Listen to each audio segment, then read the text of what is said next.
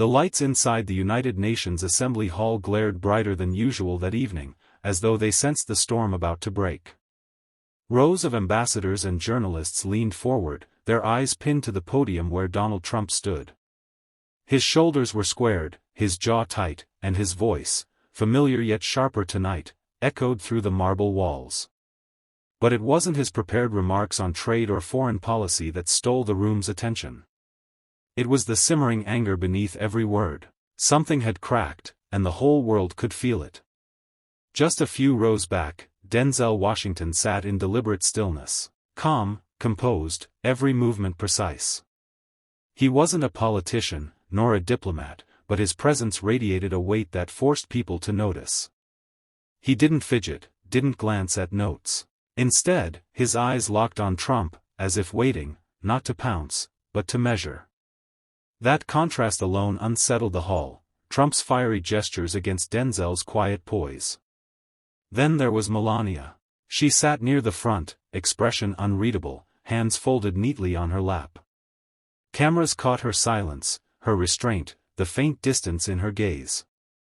The more Trump's volume rose, the more her stillness burned like a quiet indictment. Rumors had circled for weeks, about cold dinners, about whispers of betrayal, but tonight the whispers felt alive, embodied in her silence. And when Denzel finally leaned forward to speak, the air thickened. "Mr. President," he began, his voice even, controlled, but loud enough to carry. "You speak of unity to the world, yet you can't even keep trust in your own home." A murmur ran through the room. Heads turned, phones shot up, interpreters paused mid-translation. Trump froze, then spun toward him, face flushed. "Excuse me," he barked. But Denzel didn't flinch. "The world is watching," he continued. "Not your slogans, not your anger, but the silence beside you." His eyes flicked toward Melania, just for a second, enough to ignite the spark everyone had been avoiding. The hall went dead silent. For a moment, time seemed to stall inside the vast UN chamber. Diplomats exchanged wary glances, cameras zoomed in, and the tension pressed down like a heavy curtain. Trump gripped the sides of the podium, knuckles whitening. His voice, once booming with confidence, cracked with raw anger. "You don't speak about my family. You don't speak about my wife," he shouted, his finger stabbing the air in Denzel's direction. The translation headsets across the audience crackled as interpreters struggled to keep up with the surge of fury. But even through layers of language, the message was unmistakable: rage. Denzel didn't rise. He stayed seated, his posture steady, his expression carved from stone.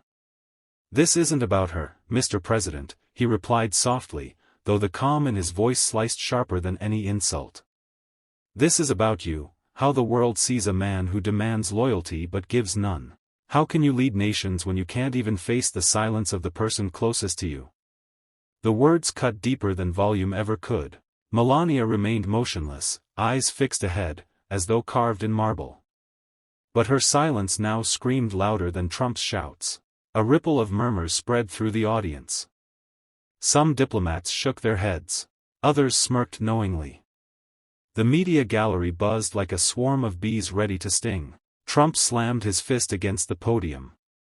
"You're a fraud, Washington. An actor pretending to be a statesman. You don't belong here." His voice cracked on the last word, the fury consuming him. But Denzel finally stood. Slowly, deliberately, he rose to his full height, every inch a contrast to Trump's unraveling presence. He didn't raise his voice. He didn't rush. He simply said, "I don't need to belong here to tell the truth. The truth belongs everywhere." The hall erupted, not in applause, not yet, but in gasps. Phones captured the moment, streams shot across social media, and within minutes the world beyond those marble walls was already watching the sparks fly. By the time Denzel's words echoed into silence, the entire chamber felt like a stage where history was being rewritten in real time. Diplomats who had been slouching minutes before now leaned forward, eyes wide, some with smirks betraying a satisfaction they didn't dare show too openly. The camera zoomed in on Trump, his face red, his jaw tight, his breath shallow and uneven. "Truth?" Trump scoffed, forcing a bitter laugh. You wouldn't know truth if it hit you in the face. You're an entertainer, Hollywood make-believe. You think the American people want lectures from someone like you? He turned to the crowd as if rallying support, but the applause he expected never came. Instead, the silence seemed to mock him, and in that quiet, every tick of the clock grew louder.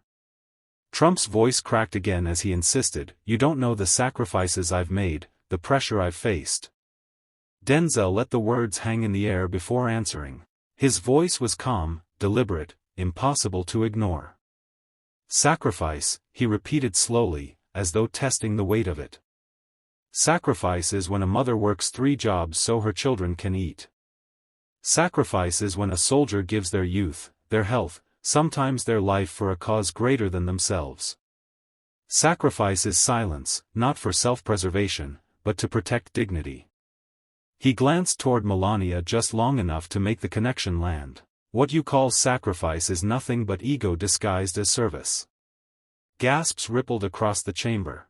Several delegates exchanged knowing looks, others whispered into their aides' ears furiously scribbling notes. Trump froze, caught between fury and disbelief, his mouth opening and closing but no words finding shape. The moment was already viral. Phones lit up, hashtags were being born before the speeches even ended, and the narrative was shifting faster than Trump could contain it. The truth Denzel spoke of had escaped into the world, and it wasn't going back in the bottle. The tension in the hall was so thick it seemed to press down on every breath.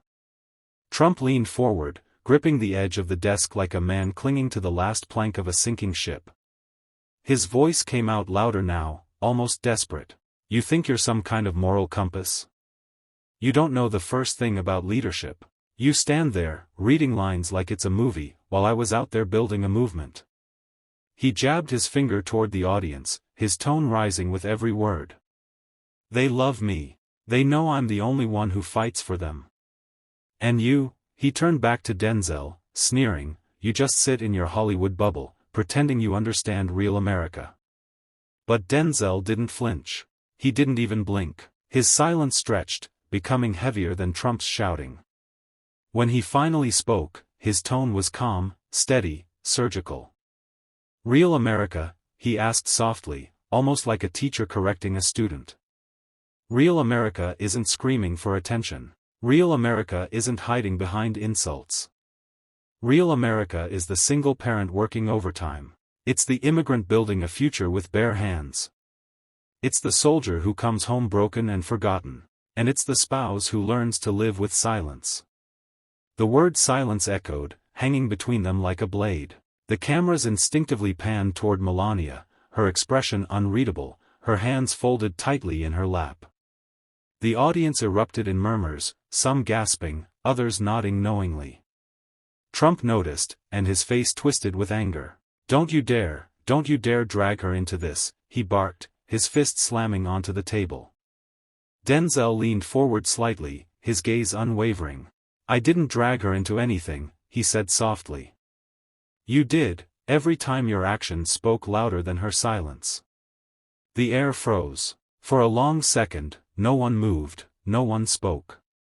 Trump's anger boiled over, but his words faltered, stuck between outrage and the realization that Denzel had just painted the truth in front of the world with nothing more than calm conviction. The chamber felt less like a diplomatic arena and more like a courtroom, with Denzel as the quiet prosecutor and Trump the defendant struggling to defend himself. The world watched as the exchange shifted from politics to something deeper, more personal, more dangerous. Trump straightened his posture, forcing a grin that looked more like a grimace. You're playing games, Denzel. You think you're clever, twisting words. But people know me. They know the truth. I've been under attack since day one, and still, I stand. That's what makes me strong. Denzel let the declaration linger before answering, his voice lower now, measured like a slow drumbeat. Strength, he repeated. Strength isn't measured by how loud you shout or how many cameras you pull toward you. Strength is restraint. Strength is knowing when silence is heavier than noise. And sometimes, he said, pausing deliberately, strength is not asking the world to cover for your mistakes, but owning them. The audience shifted uneasily. Some clapped softly, others stared wide-eyed, as if unsure whether they were witnessing debate or revelation.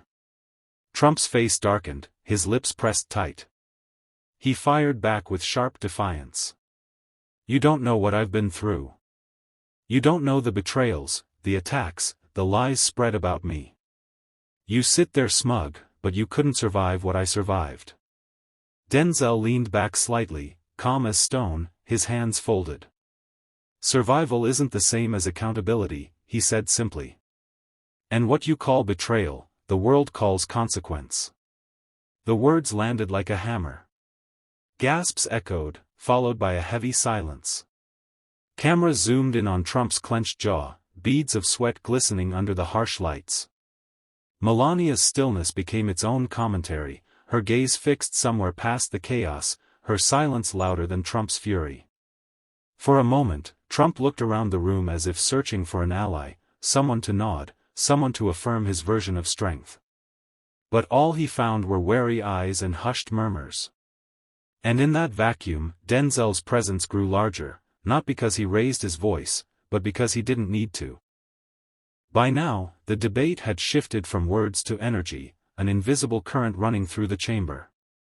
Trump was pacing in his chair, his body restless, his hands cutting through the air as if fighting a storm only he could see. "You sit there like some wise man," he snapped at Denzel, "but you've never had to carry the weight of a nation. You don't know what it's like to have the world on your shoulders. You don't know loyalty, betrayal, or the kind of courage it takes to stand alone." The words were meant to wound, to paint him as the solitary hero. But the audience wasn't buying it. Their eyes kept sliding back to Denzel, who hadn't moved, who hadn't raised his voice once, yet seemed to command the entire stage. When Denzel finally spoke, his tone was steady, a river cutting through stone. "Alone?" he repeated. "You're not alone.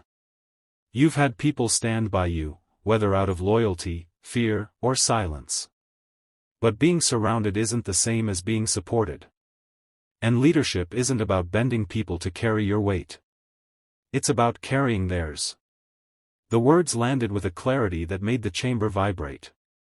Trump's lips trembled as if he wanted to interrupt, but the audience's murmurs drowned him out. Denzel continued, his eyes locked on Trump's. "You say you've carried the world. But what you've carried, Mr. Trump, is your own reflection. And reflections can't hold up nations. They only stare back." The camera panned to Melania, her face frozen in composure, but her silence spoke volumes. The contrast was brutal, Trump thrashing in noise, Denzel anchored in calm.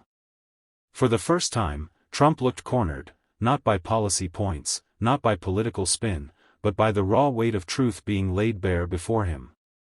He slammed his fist onto the table again, but the sound didn't echo with authority this time.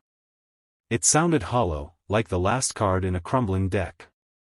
The chamber knew it. The world watching knew it. And Trump, beneath the anger and the sweat, knew it too. The room felt like a theater, but not one under Trump's control. For years, he had thrived in arenas of noise, where clashing voices blurred truth and chaos worked in his favor. But tonight, that chaos was slipping from his grip. Every time he shouted, every time his fists hit the table, it only seemed to shrink him further against Denzel's stillness. Trump leaned forward, pointing directly at Denzel, his voice cracking under the weight of anger. "You don't get to sit there and judge me. You're just an actor. Pretending for applause. I built towers, I ran a nation. You," he scoffed, shaking his head, "you're just lines on a script." Denzel's lips curved into the faintest smile, not of arrogance, but of recognition. He didn't rush his reply. Instead, he let Trump's words echo and die before answering in a calm, unshakable tone. "Lines on a script," he repeated softly. "Funny thing about scripts, they reveal character. The words you choose, the roles you play, the way you treat the people around you, they write themselves. And tonight, the world isn't watching a president. They're watching a man who can't escape the role he wrote for himself. A wave of murmurs swept the chamber. Delegates leaned in closer, some exchanging nods, others covering their mouths in disbelief. Cameras zoomed tight on Trump's face, where the anger had shifted to something rawer, fear mixed with humiliation. Denzel pressed on, his voice never rising, but cutting sharper than any shout. The difference between us is simple. I don't need applause to validate truth. But you can't breathe without it.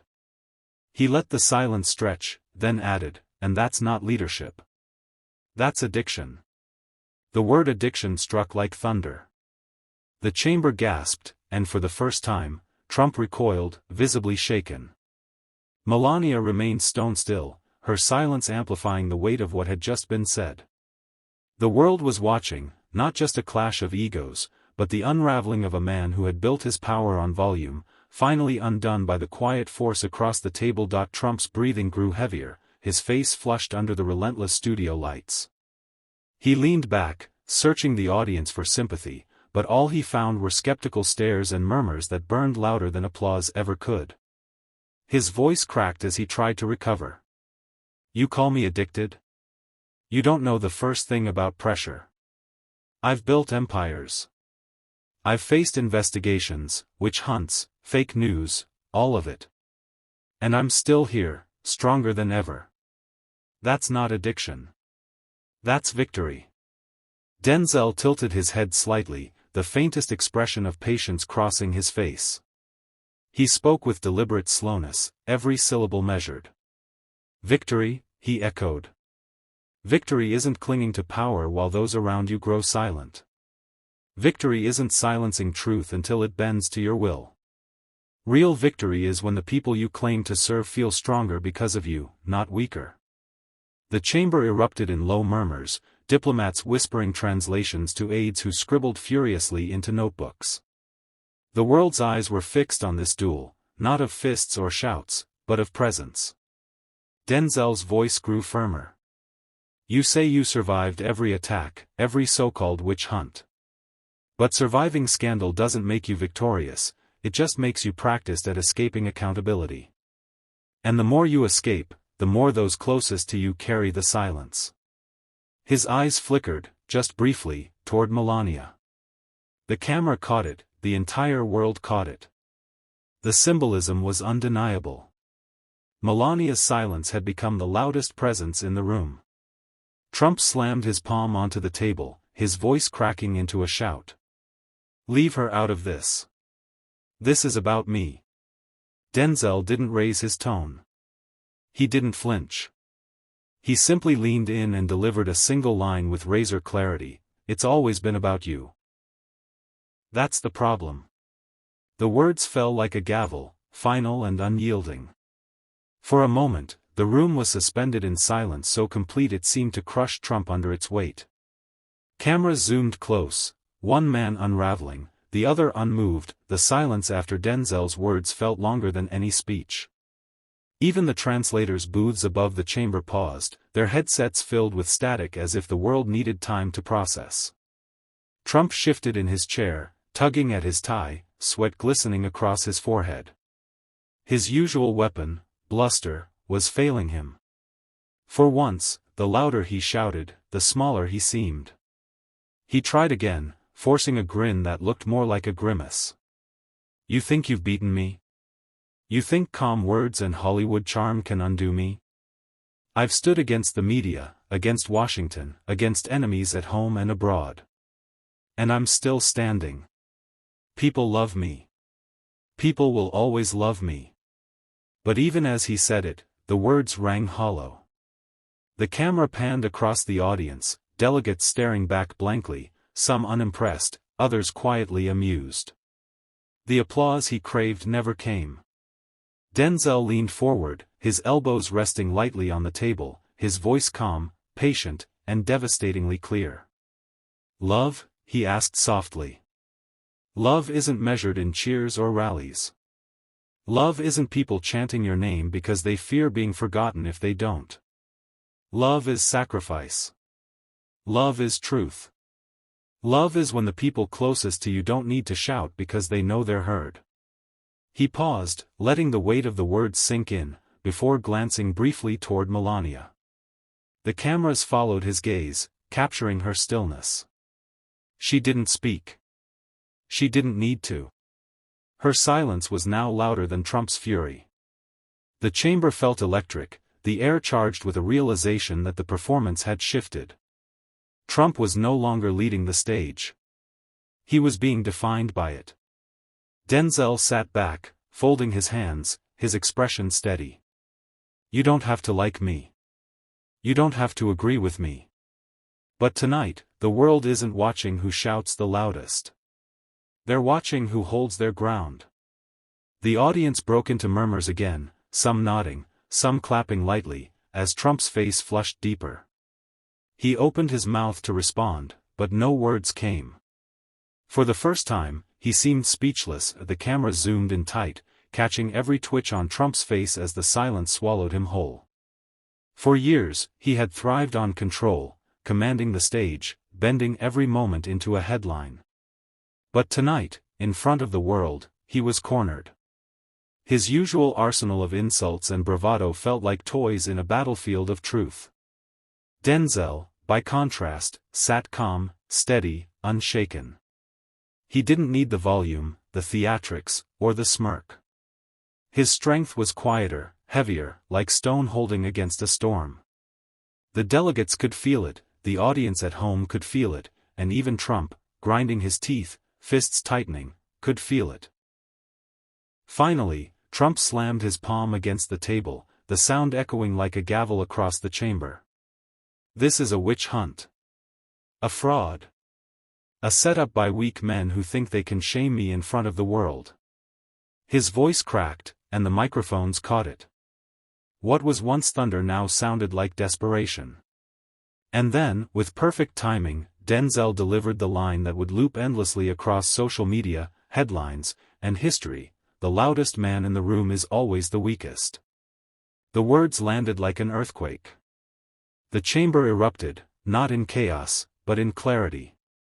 Delegates exchanged looks of astonishment, some clapped openly, others simply sat in awe of what had unfolded. Even the translators repeated the line in multiple languages with a tone that carried more judgment than neutrality.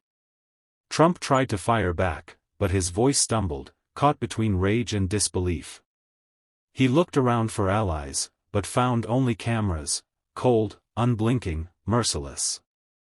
For the first time, he seemed not like a leader, but like a man unraveling in public. Denzel didn't push further.